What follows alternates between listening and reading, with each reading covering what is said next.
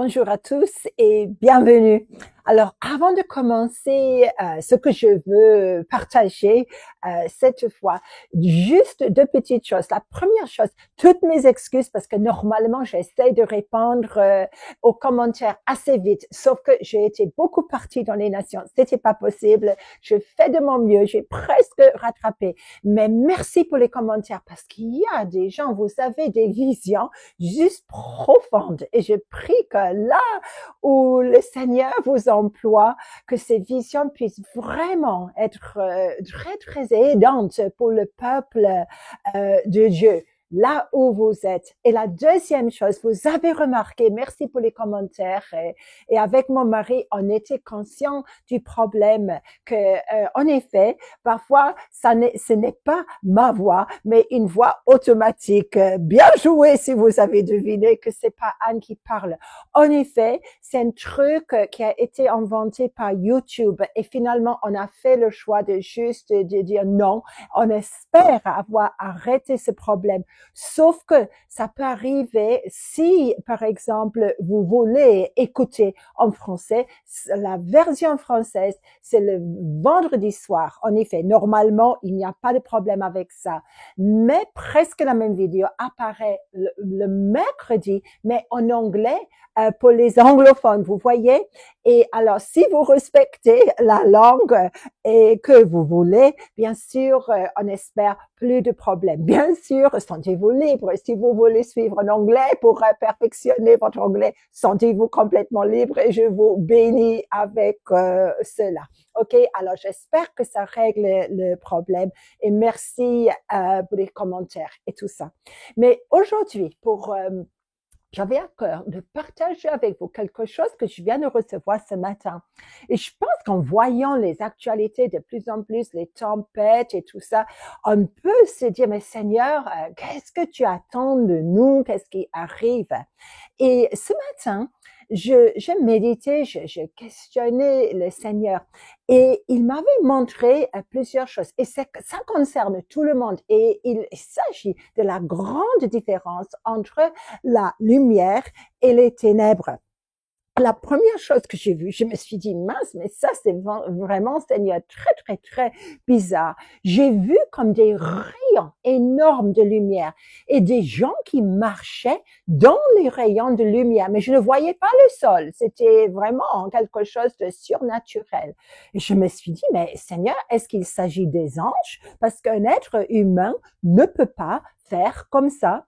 Mais plus je regardais, je me suis dit, mais quand même, ce sont des êtres humains qui marchent dans ces rayons de lumière, carrément impossible. Sauf que avec notre Dieu, tout est possible. Et je voyais un truc parce que avec une vision, il faut toujours continuer avec. Et je voyais que ces gens avaient l'air de voir autrement qu'à travers leurs yeux humains. Et ça m'a fait tellement penser à l'apôtre Paul, ou plutôt à l'époque, au futur apôtre Paul, quand sur la route de Damas, la lumière de Jésus est arrivée et lui, il est resté 3 jours complètement aveugle. Il faut dire qu'il voyait beaucoup mieux aveugle qu'avant.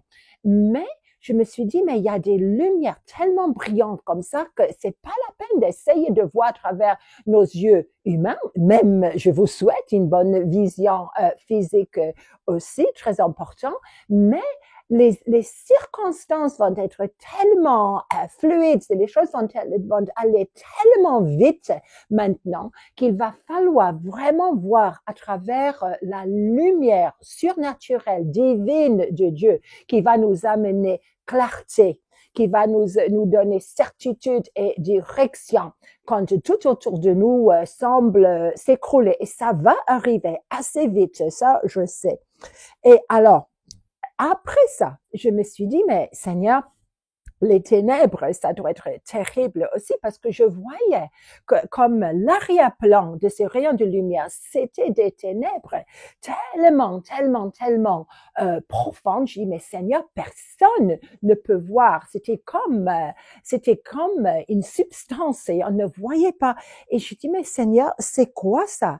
Et ce que le Seigneur, il m'avait montré là, il a dit, mais ça va être comme les fléaux à l'époque de l'Exode, le combat entre les dieux d'Égypte et le Dieu d'Israël. Et moi, je voyais, c'est comme si j'essayais de marcher et il y avait de la fumée et il y avait des nuages et il y avait des ténèbres tellement épaisses. Je pouvais presque toucher ces ténèbres-là. Je me dis, mais Seigneur, quand même, ça m'a fait penser aux tempêtes, aux éruptions volcaniques parce qu'il y avait comme parfois une odeur de quelque chose qui brûlait. Je me suis dit, mais Seigneur, qu'est-ce que tu es en train de faire là? Et il m'a rappelé le Seigneur dans l'Exode. Je vais juste vous lire quelques versets, à vous de lire le reste. Et c'est l'Exode. Et là, chapitre 10, quand Pharaon, il s'obstine, on sait que finalement, c'est parce que la défaite des dieux d'Égypte doit être vraiment flagrante et achevée. Et ici, verset 21, l'Éternel dit à Moïse, étends ta main vers le ciel et qu'il y ait des ténèbres sur le pays d'Égypte et que l'on puisse les toucher. Et Moïse étendit sa main vers le ciel et il y eut d'épaisses ténèbres dans tout le pays d'Égypte pendant 3 jours. On ne se voyait pas les uns les autres et personne ne se levait de sa place pendant 3 jours. Mais il y avait de la lumière dans les lieux où habitaient tous les enfants d'Israël. Mais vous imaginez cela? Et j'imagine que même les Égyptiens savaient comment allumer des bougies. Mais ce que j'avais expérimenté ce matin, c'était des ténèbres tellement épaisses qu'aucune bougie arrive à pénétrer les ténèbres. Mais d'où provenait alors la lumière dans les demeures des enfants d'Israël? Bonne question. Et ça m'intéresse pour les commentaires aussi. Alors, Seigneur, c'est comme si le Seigneur dit, mais je suis en train de vous préparer pour une différence tellement dramatique comme ça. Et c'est en effet, c'est Dieu qui demande à Moïse de lever sa main pour appeler ces ténèbres-là. Mais je dis, mais Seigneur, quand même aujourd'hui, pourquoi cela? Et le Seigneur m'a donné un avertissement sérieux qui n'a rien d'étonnant, mais c'était très, très grave. Il a dit, c'est parce que les nations, c'est parce qu'ils ont appelé la lumière ténèbres, ils ont appelé les ténèbres la lumière. Et les aveugles sont en train de guider les aveugles. Et ça ne va pas s'arrêter tout de suite. Et là, je me suis dit, waouh, Seigneur, on est vraiment embarqué pour un temps de séparation, vraiment entre la lumière et les ténèbres. Et c'est très clair dans le monde que les deux sont trop confondus et beaucoup de gens vont être égarés. Et le moment que je pense que ça ne peut pas être moi, alors je devrais peut-être réfléchir pour bien prier, mes amis. Et bien sûr, la Bible parle beaucoup de la lumière. C'est Jésus, on appelle Jésus, n'est-ce pas, de la lumière de ce monde. Jésus dit, Jean, chapitre 12, verset 35 plutôt. Il dit, mais marchez dans la lumière, parce que lui, il est la lumière. Marchez dans la lumière, parce que la lumière que moi je représente ne va pas toujours être là. Pendant que la lumière reste ici-bas, alors marchez dedans. Et c'est tellement important de le savoir, marcher dans la lumière. Et j'ai vu, mais ce que j'ai vu ce matin, c'était vraiment très, très, très particulier. Et alors, et quand l'évangile de Jean parle comme ça, marcher dans la lumière, il y a en grec, si on regarde le grec, et vous me connaissez, et j'aime regarder le grec, j'aime regarder l'hébreu, ça veut dire marcher, tester la lumière, habituez-vous à la lumière comme preuve de pouvoir faire cela. Et il faut vraiment s'habituer à la lumière pour vivre dedans ces jours. C'est pour nous aussi de plus en plus ces jours, parce que quand les nations et quand les individus appellent la lumière ténèbres et des ténèbres la lumière, Dieu va permettre qu'ils puissent voir vraiment les ténèbres tellement épaisses que personne ne va voir clair, sauf les enfants de la lumière. Et bien sûr, Matthieu aussi, j'allais juste regarder un peu ce que Jésus dit à ses disciples qui n'ont rien compris de ce qui va leur arriver.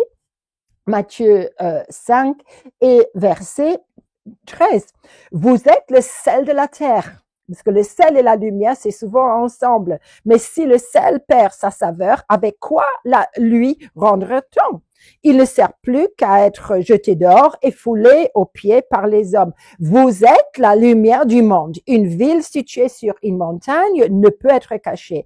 Et on n'allume pas une lampe pour la mettre sous le boisseau, mais on la met sur le chandelier et elle éclaire tous ceux qui sentent dans la maison. Que votre lumière luise ainsi devant les hommes, afin qu'ils voient vos bonnes œuvres et qu'ils glorifient votre Père qui est dans les cieux.